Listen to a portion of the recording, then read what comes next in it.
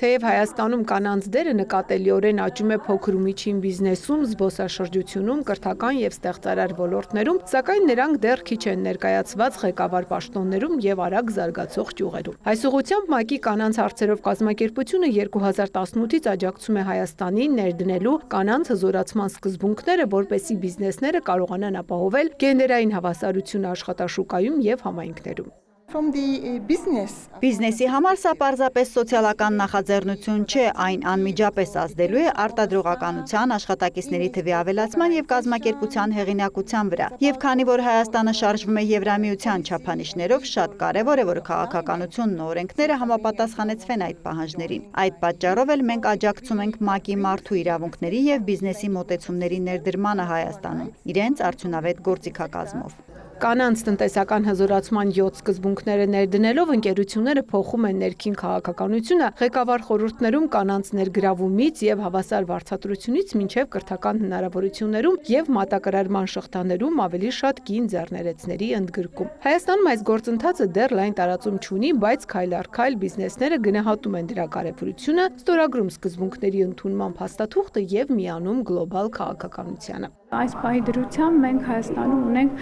45 բիզնեսներ, որոնք միացել են այս սկզբունքներին և երևի կարող եմ ասել, որ դրանցից 1/3-ը միացել է վերջին 3 ամիսների ընթացքում, երբ որ մենք սկսել ենք ավելի ակտիվ աշխատել և բիզնեսների հետ մենք աշխատում ենք 2 հիմնական ուղղություններով։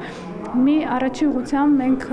ներկայացնում ենք մեր ծրագիրը և դա կամավոր սկզբունքով, երբ որ բիզնեսները միանում են, մենք դրանից հետո արդեն բիզնեսների հետ աշխատում ենք իրենց ներքին զարգացման պլանը մշակելու ուղղությամբ։ Օրինակ, միջազգային գովազդային ցանցի անդամ կազմակերպություններից մեկը փաստաթուղթը ստորագրելուց հետո վերանայել է գնումների ընթացակարգը և այսօր գնումներ է կատարում փոքր բիզնես ունեցող կանանցից։ Մեկ այլ կազմակերպություն փոխել է աշխատանքի ընդունման ընթացակարգը, ներդնելով կանանց և տղամարդկանց համար հավասար քվոտաներ։ Որպես միջազգային ընկերություն,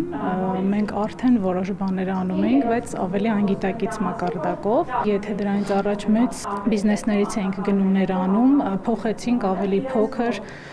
կին ձեռներեցներից սկսեցինք մեր գնումները անել,